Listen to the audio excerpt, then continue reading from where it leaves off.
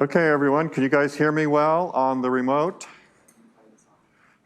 Thumbs up, thumbs down, thumbs up. Hey, OR, thank you. Appreciate it. We'll start with a quick review and then see if there are questions on this before we get started on the new material. So the main thing we got into on Wednesday was lower triangular systems and matrices. So if we write it out in terms of standard equations, what you see is that the first equation does not depend on any variable except the first one. Now that could be 0, and that would still be fine, okay? The second equation can depend only on the first 2 variables, and then the third equation can depend only on the first 3 variables, and if there were a fourth equation, the first 4 variables. When you write it in terms of a matrix, then what you want to see is that all terms above the diagonal are 0. So we write this out, and you can write it out in matrices. Let's just do it the way where we think about columns, and we take the equations here. And then we look at what's multiplying the first variable, and we see we have 2, 3, and 1 in the equation. What's multiplying the second variable? Needs to be a 0 in the first equation for it to be lower triangular, and then we can have the second and third variables, and we do with coefficients of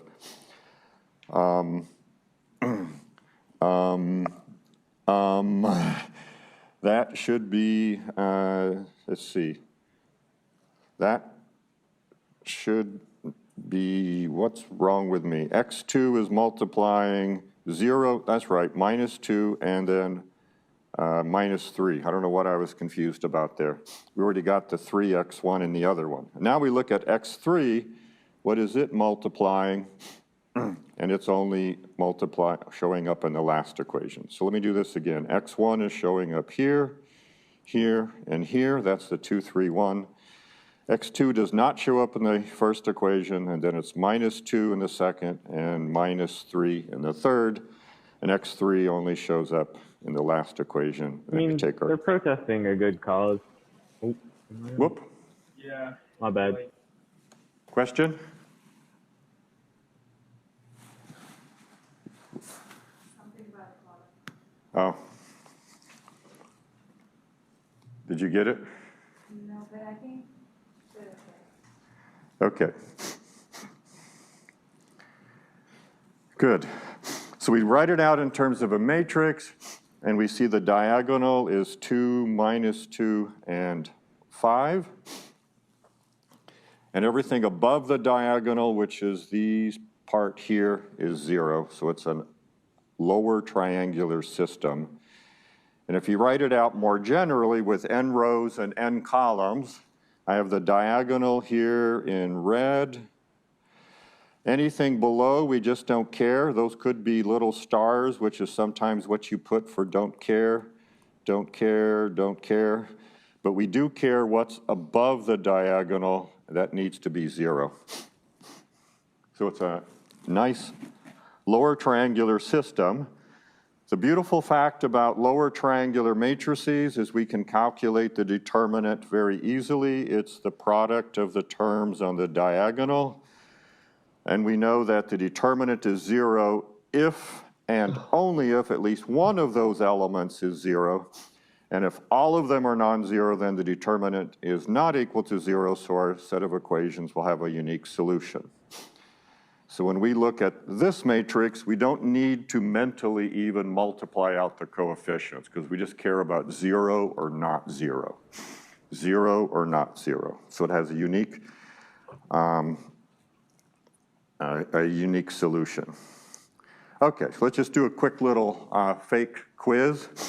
Which of these matrices are lower triangular? Okay, so this is A, B, C. Is matrix A lower triangular? What's the problem? The audience says the problem is the 4. And that is correct. That is above the diagonal. Okay? What about matrix B? Is that lower triangular? I have some people saying yes and some people saying no. That means I chose a really good example. Okay, no, this is cool. How are we doing online? You guys want to vote? Okay, where is the diagonal? Here is the diagonal. Is everything above the diagonal 0? And the answer is yes. Okay, so this one is no. This one is yes. Now how about C? Is it lower triangular? I have one head shaking no, a couple more no, a few going I'm undecided, and the offending term is this one that's above the diagonal and it's not equal to 0, so the answer is no again. Yeah, so B I deliberately set up so that it looked like maybe it was kind of weird. So if I had a matrix that was all zeros, is it lower triangular?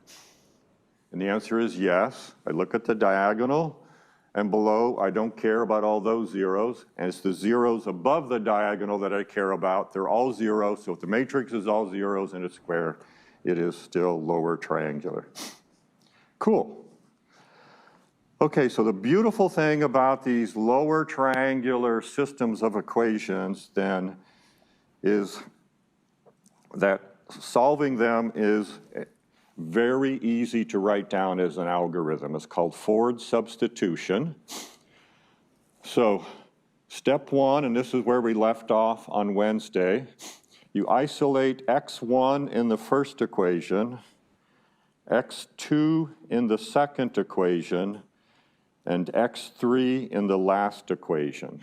So I've taken the first equation, I isolated x2. Well, there was nothing to do there because it is lower triangular and it can only depend upon x1. But now, in the second equation, I isolated x2. That means I brought the x1 to the other side, and so it gets a plus sign. And then in the third equation, I take the x1 and x2 over to the other side so that I've isolated the x3. And what is the beauty of doing this? So this is where we'll start today. Okay, so this implies x1 is equal to 1. This implies x2 equals, and it's going to be a ratio, so it's minus 7. I'm going to plug in the 1, divide by minus 3, and magically I get 2. So this is the forward substitution. I solve x1, and then it can go in right here. So I solve for x1. Now I get x2.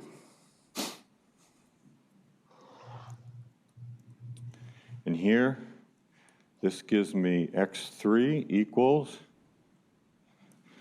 it's a ratio, so it's going to be 44 minus 6 times x1 was 1, minus 7 times x2 was 2, divided by 8, and you do the arithmetic. I arrange that it's 3, okay? 1, 2, 3. So on the quiz, I'll make sure it's 1, 2, 4. Okay, so you get, oh yeah, man, I've got his pattern now. No, so anyway, this is why it's called forward substitution. You just solve the first equation. There's only one unknown. Now you go to the next equation. There are 2 unknowns, but you already know one of them, so you just solve for the other one. You get to the third equation, there's 3 unknowns, but 2 of them are already known. You solve for that unknown, and then by recursion, you can go as deep as you want. And each time, you're only solving for a single variable in terms of all the previous variables. So this can be automated very, very quickly in Julia, and you can solve these equations that have 200 variables and do it in, I don't know, 100 microseconds or something, I don't know, something stupid, okay? Really, really fast.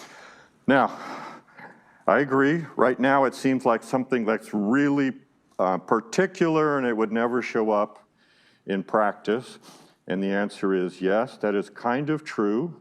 It doesn't show up by itself, but we will have a technique to make these show up automatically for us, and it will be our main way of solving large systems of equations.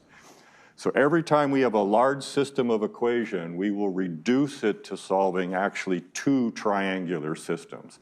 And that seems obscure at the moment, and that's fine. I'm just giving you a little preview of what's coming up. So let me pause here before we go forward and see if there are questions about lower triangular and then forward substitution, solving one equation at the top, equation in the middle, the bottom, etc. So, in the classroom, questions? Seems too easy? Almost, yeah. Online, questions? Am I discouraging questions? Am I like saying too easy? You guys are going like, yeah, he doesn't want us to ask a question. That is not true.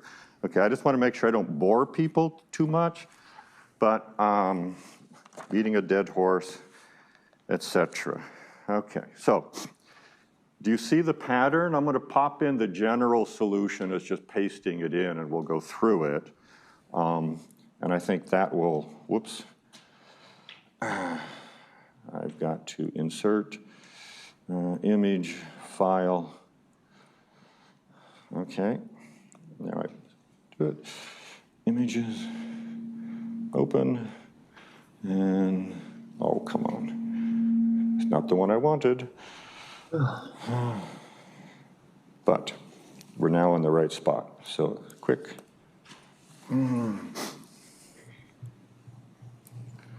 Let's see, forward substitution gone wrong, no. Triangular, lower general solution, there we go.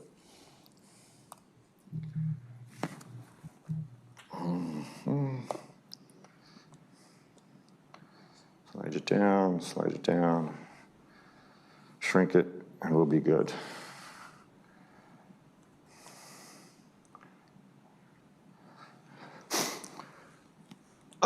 Come on, get over there. Okay, so here's the general form of a lower triangular system. It's written out in terms of variables here. Come on. Okay, so the first equation can only depend upon x1. The second one can depend upon x1 and x2, but not x3. You would get down to the kth equation. It could depend upon x1, x2, xk, but not xk plus 1. And then you get down to the bottom equation. It can depend upon all of them. Okay? And then how do you solve it? Hey, why are you not going across? Okay.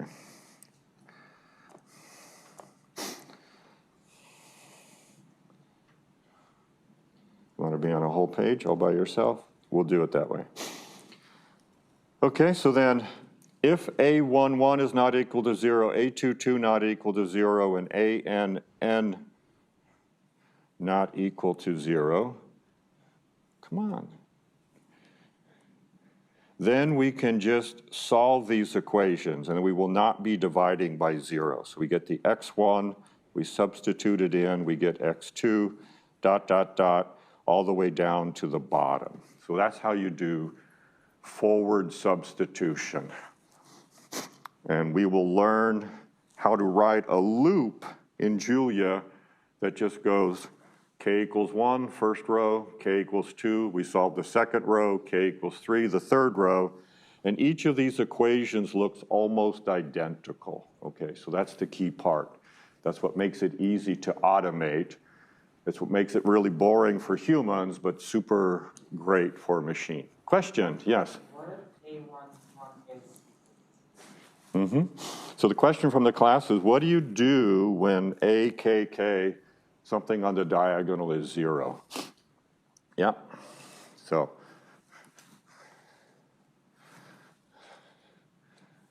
So I'll rephrase the question as, when can forward substitution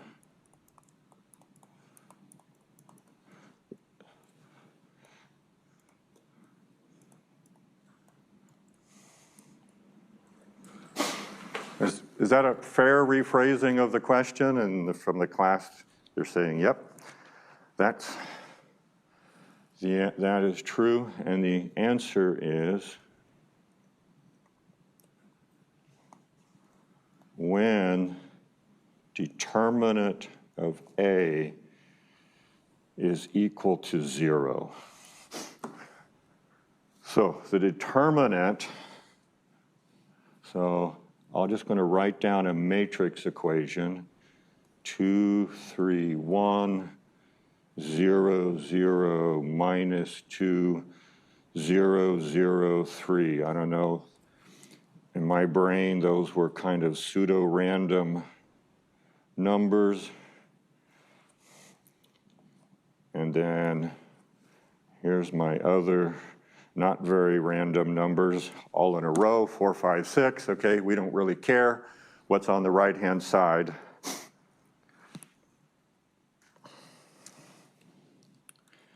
Okay, so this would be 2x1 equals 4, implies x1 equals 2. Okay, so that works out perfectly fine.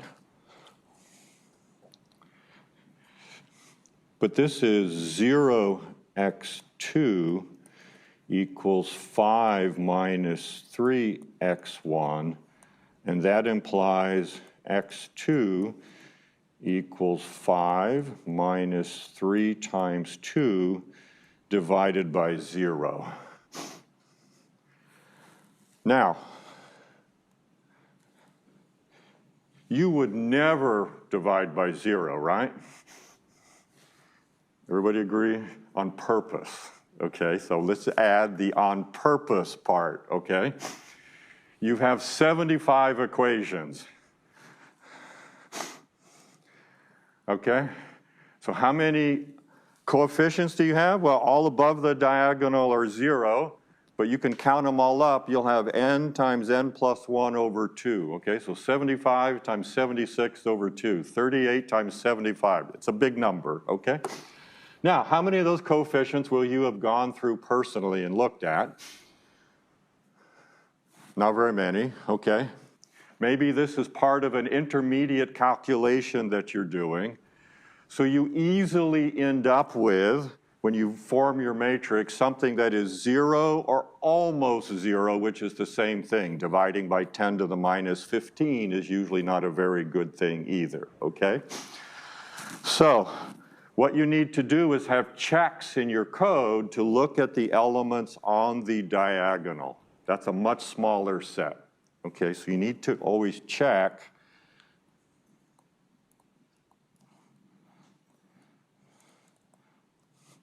diagonal of A does not contain 0. You just need 1, okay? You just go through and you do a check.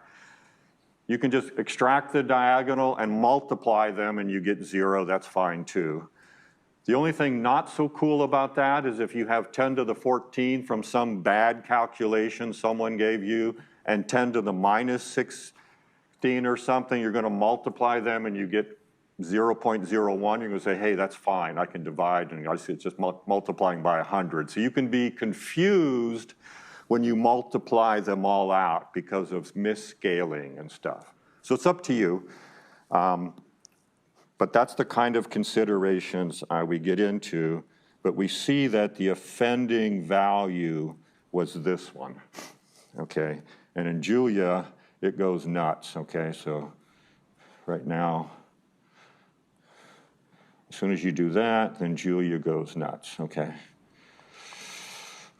And you get all sorts of errors.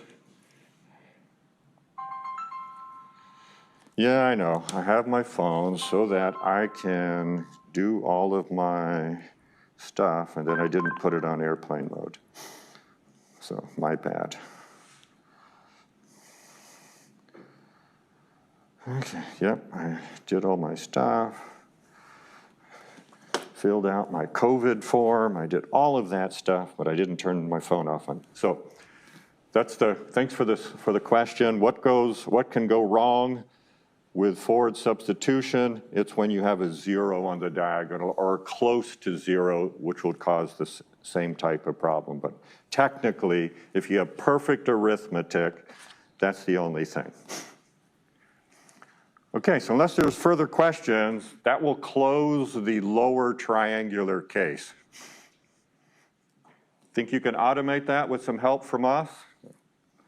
Good. Okay, so let's do upper triangular now. I think that'll go quickly because it's very, very similar.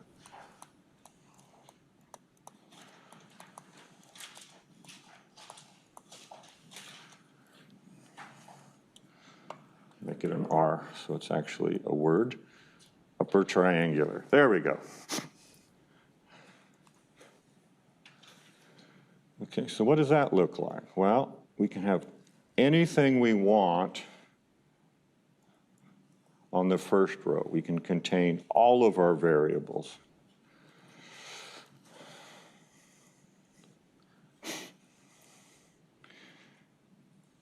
The next row has to depend only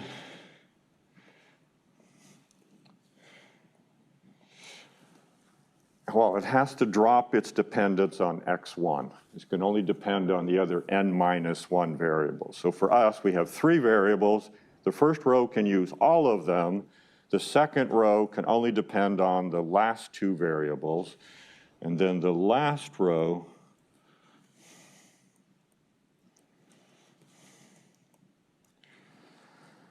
can only depend on the last variable. And that could be, it could be 0, but it can't depend upon x2 and x1.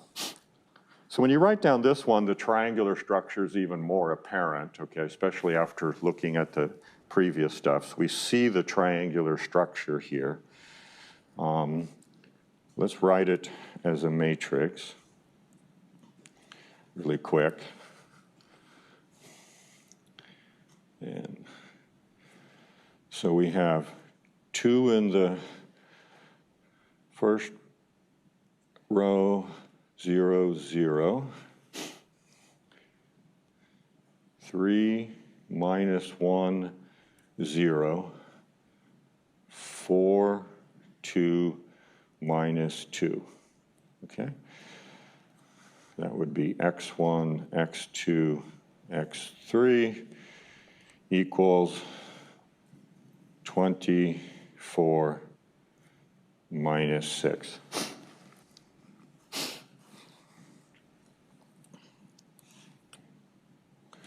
So here's the diagonal. Whoops.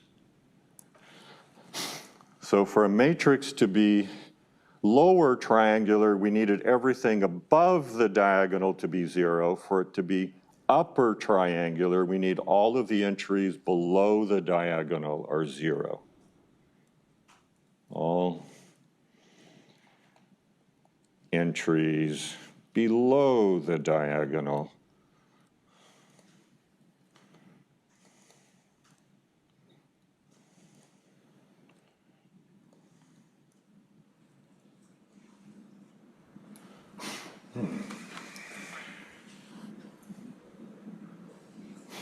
Okay, so we can recognize those really quickly. What would you anticipate and hope would be the determinant of an upper triangular matrix?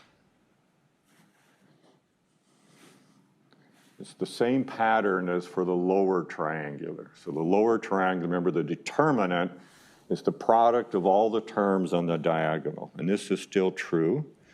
Okay, so it's the product of all elements elements on the diagonal. So it's just the same.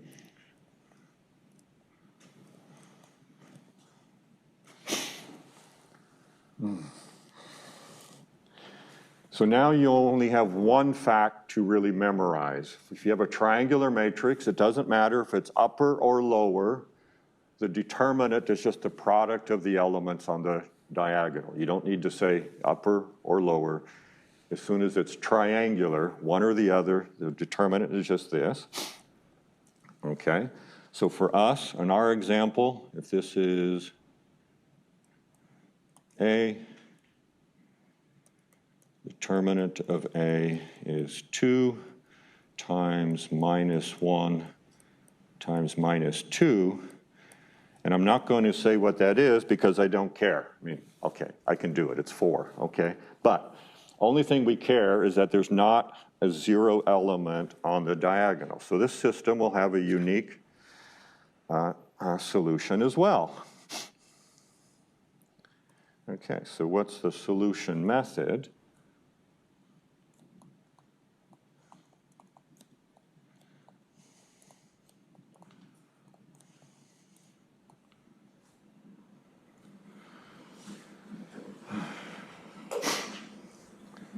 Well, let's look at what you would naturally do. You would solve x3, substitute that in.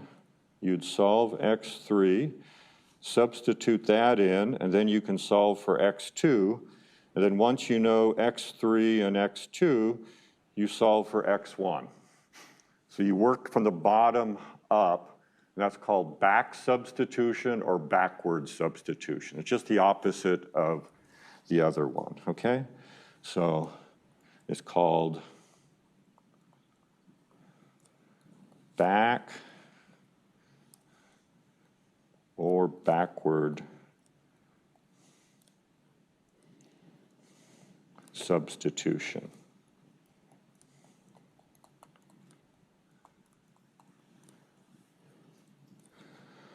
So what you do is you start at the bottom and work your way to the top.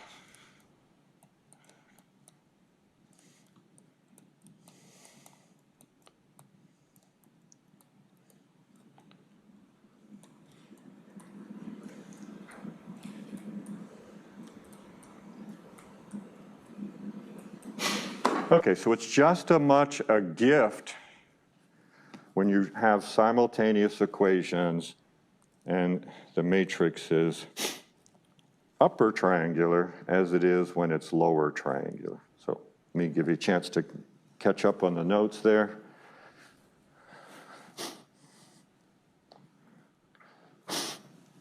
Okay, so we're going to take and solve these equations. I'll copy them down again, but you can just mentally see how you go through that. Bang, bang, bang, bang, okay? So let me recopy them. Oh, I got another set of equations I'm going to solve. Yeah, it looks like I have another set. No? What do I have? No, got the same ones. Sorry. So we're going to isolate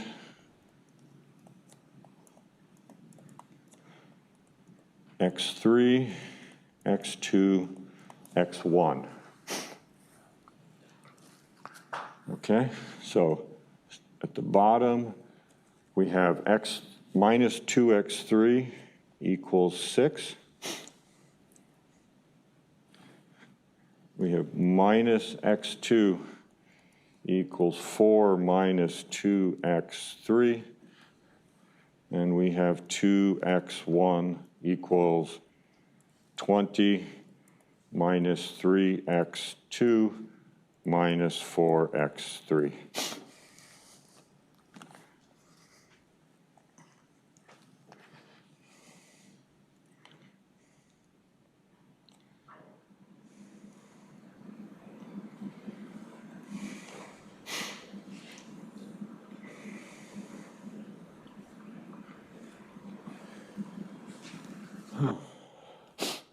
Whoops, that's a minus 6.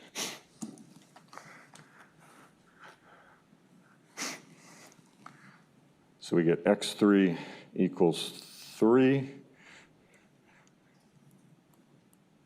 X2 is a ratio, 4 minus 2 times 3 divided by minus 1. When you do that, you get 2.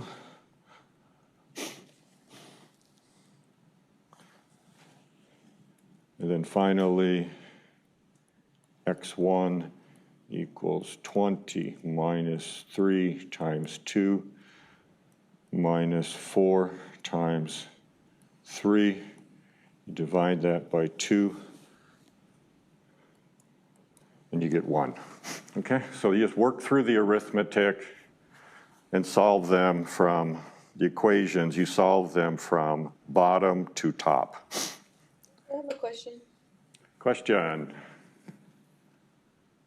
Oh, I see it. Never mind. Someone answered it in the chat. Okay, everything seems to be good. Okay, well, I see why I'm not hearing. I didn't turn on the speaker, I plugged it in. You can tell I'm an electrical engineer. We never check the power, okay? We just assume it's always on.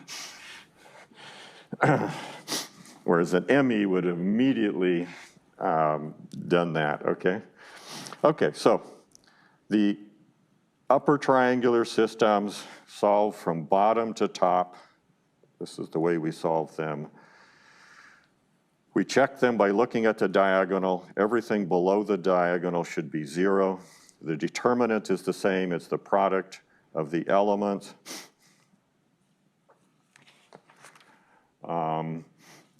Do you need me to paste in the general case or just go to the book for it? What do you think?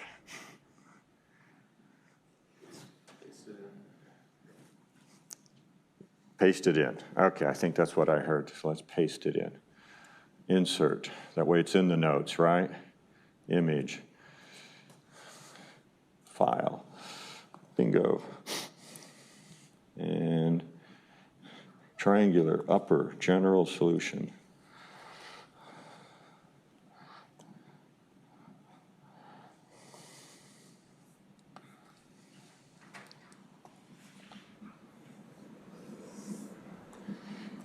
You want to be on your own page? Let's just do it. Okay. So, get this out of the way.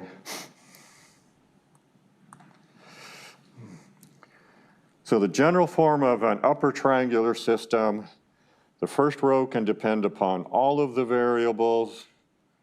The second row has to drop x1. The third row has to drop x2 and x1, all the way down to the last row has to drop xn minus 1 all the way to x1. So that's the triangular structure. Here's the diagonal of your matrix. And so why I am writing A11 not equal to 0, etc., because this is the case when we would have a unique solution. If any of these are 0, your back substitution is going to blow up just like the forward substitution did, okay? Because this is how you can organize the equations. And here I just left the equations organized with x1. So we just solve that, and that works as long as ANN is not equal to 0. And then we just substitute in xn, and now the only unknown is xn minus 1, etc. And as long as this coefficient is not 0, Julia's going to be happy, and you're going to be happy, and your calculators are going to be happy, and your knowledge of arithmetic is going to work, and you'll get real numbers, etc. So this is how you do it with back substitution.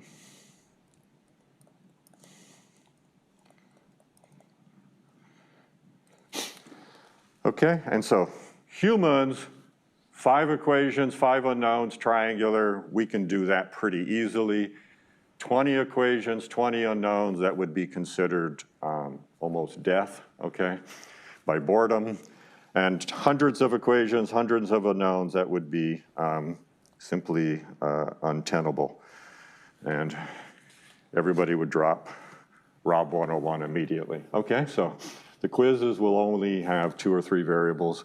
or 7 or 10, but never 200, okay? So that'll be fine.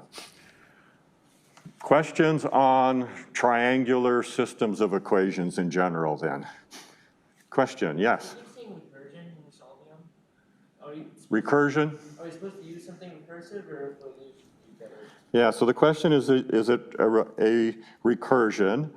So it's a form of recursion. We will use what's called a for loop. Okay, that's right. Yep, so the audience member agreed that that's what the recursive element would be in a program. So if some of you have had a little bit of programming and you've done for loops, in Fortran they used to be called do loops. Okay, I guess they're still called that in Fortran.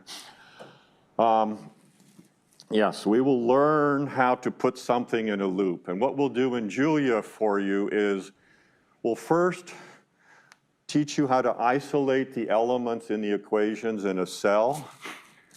And then we'll put a counter in that cell, like k equals k plus 1. It'll start at 0, and you'll increment it. And we'll just have you do the cell over and over. Just run that same cell. So you will manually do the loop yourself at first. And then, for those of you who haven't seen a for loop, because we're assuming no programming, we will then take it to the next step where we show you how you can make a loop run for a fixed number of steps. And if you have 3 equations, guess what? You don't run it for 4 steps, okay? So you have 3 equations, 3 unknowns, you'll set your for loop to run 3 times. But we'll take you through all of that process, and you'll get an idea about how recursion works, how looping works. Other questions from the remote audience? Making sense? You go through it? Cool. Okay, so now we finally going to do algebra. Right now we've just been doing equations and we've done no operations on the equations.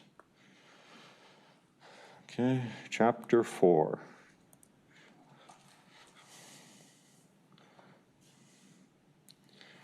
So this is going to be matrix multiplication.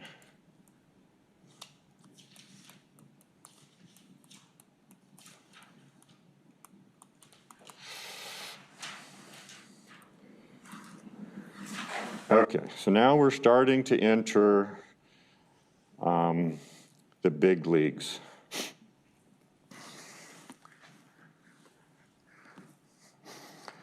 So we're going to learn 2 ways of multiplying matrices. We're going to start out just looking at vectors, row vectors and column vectors. And we'll build on that to show how we can partition 2 matrices, one into rows and the other into columns, and get all of the elements and the product of those 2 things. And then I'm going to once again do the road less traveled and teach you another way of doing matrix multiplication.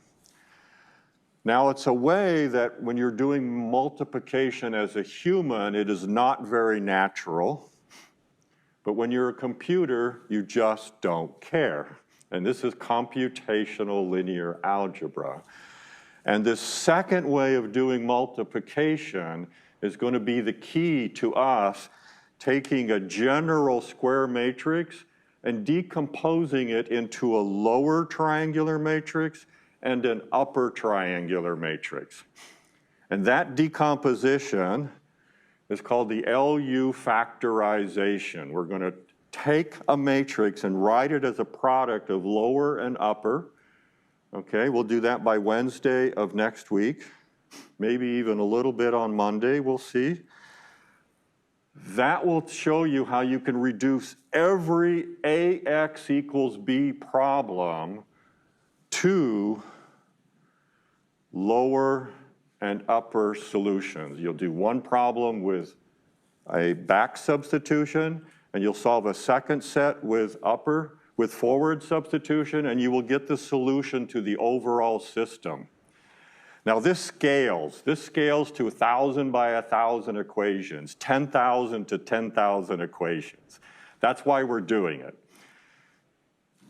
a mere human only doing hand calculations, this would not be the way you would naturally approach the problem, okay? So we're gonna do it differently in Rob 101 because we want to do math at scale.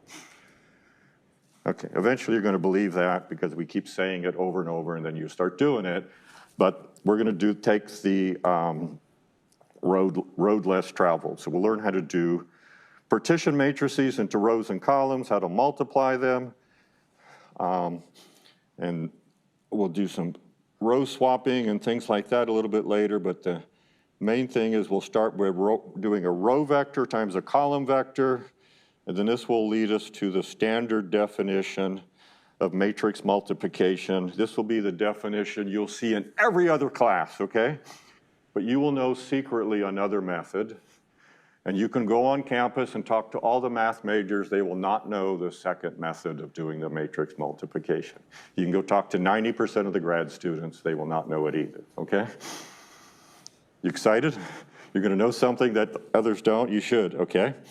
So this is gonna be the second way of doing multiplication. Then finally, we'll look at something called a permutation matrix, but for the moment, that's not the most important thing. It'll just be a little trick at the end.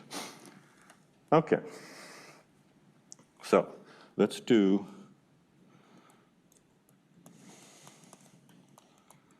multiplying a row vector times a column vector.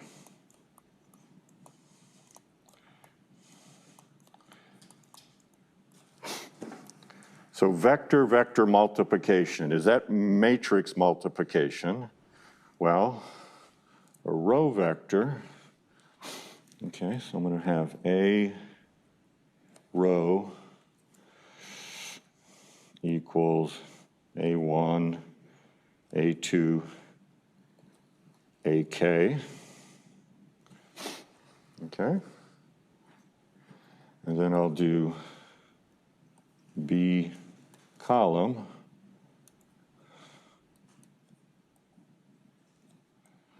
B1, B2, dot, dot, dot, BK. So this is a 1 by K matrix, right? One row, K columns, so it's a vector, yes, but it's also a matrix. And then this is a K by 1 matrix. So yeah, so this is kind of the simplest case without going down to just doing a 1 by 1, which would be a scalar times something, okay? So this is kind of the first non-trivial case. Now, what do we notice about these two vectors? One is a row, one is a column, but the other thing is they have the same number of elements. So that's important, okay? I don't know how to do it otherwise. So this is the key thing. With the same number of elements.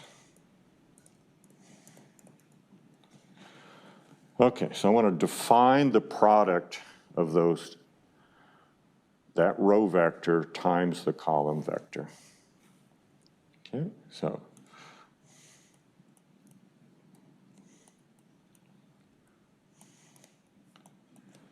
the product A row times B column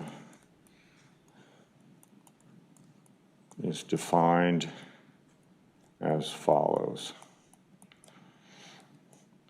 And if we get this down, the rest of it is just doing this operation over and over and over and over, which once again, computers are extremely good at. Over and over and over, that's looping.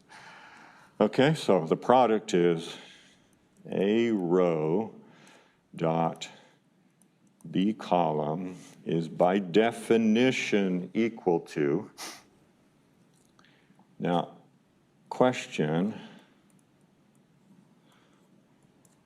are you guys used to this type of sum notation? Everyone online, have you seen that type of sum notation? It's just shorthand, so that sum is the definition of A1 times B1 plus A2 times B2 dot, dot, dot, AK times BK. I think I'm blocking the screen, sorry. Okay, so we write the sum I equals 1 to K AI BI. So we have the product of the two real numbers, AI and BI, etc.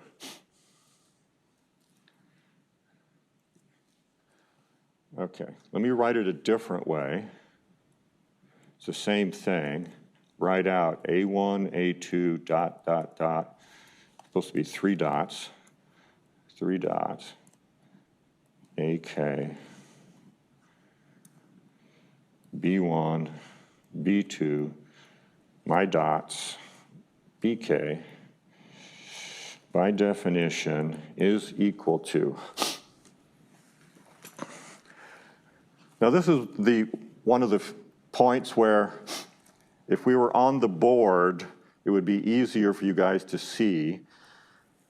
So I don't know, if you put it on speaker mode, you guys, you can see me. Okay, so I'm going to pretend now that I'm facing the board. And when you're doing the multiplication, you will always see people doing this. It's almost like reading Braille. They'll take their fingers across the row as they move down the columns. And what they're doing is mentally multiplying A1 times B1, A2 times B2, and adding them up, okay? You'll see them go like this, dot, dot, dot, dot, okay? So just doing A1 times B1, whoops, and then they're adding it to A2, B2, and to keep place in the matrix when it has 5 columns or 5 rows and they're doing it themselves, they're going like this, okay? They're going like this. You'll see it all the time in classes, everywhere. Okay, we can't do that very well because we're not writing things on the board, but that's what's going on. Okay, so move your hands, cross and down, so it's going in the right direction. And I don't know if I'm doing it at the same pace, almost. Okay, I got better at it at the end. So let's do some examples.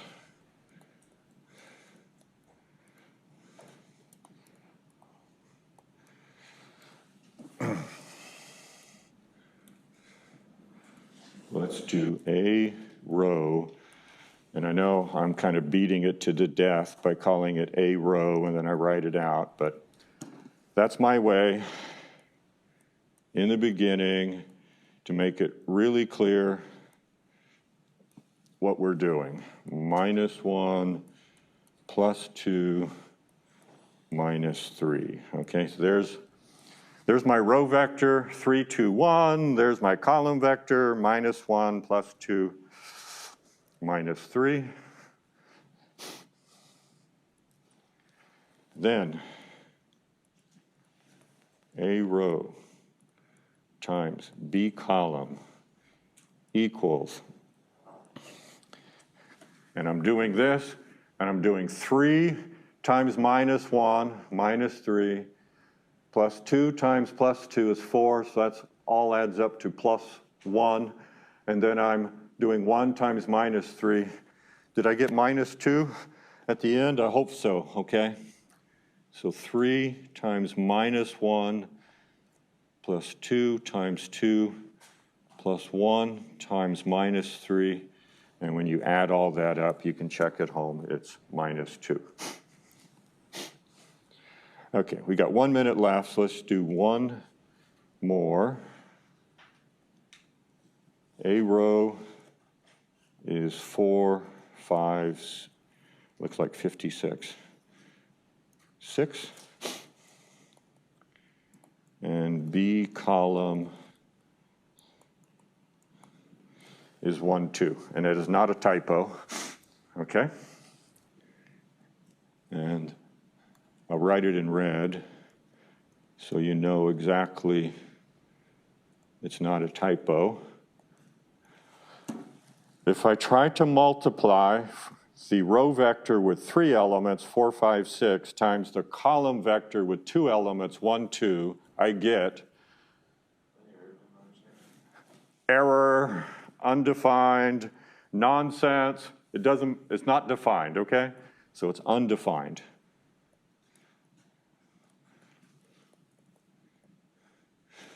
Julia, we'll just say error. Okay. It might say other things. You can also call this nonsense, okay? It doesn't make any sense, that's all. And that's my story, and I'm sticking to it for Friday, 11 September 2020. We've completed 2 weeks at the U of M. We're still open. COVID hasn't shut us down. We are going to beat it at U of M where all the other schools are screwing it up, right? Everybody, we're going to beat it? Let's hope. Okay, so thank you, everyone. And send in your questions.